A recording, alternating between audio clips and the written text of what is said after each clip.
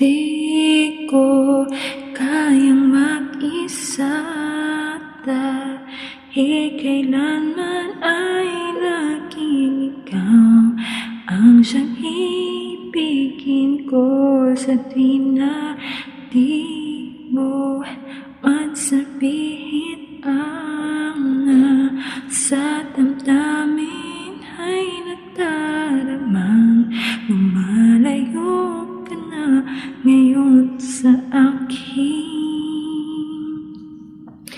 Kung mahal mo siya ay pipilitin kong di mo makita na di ko kaya.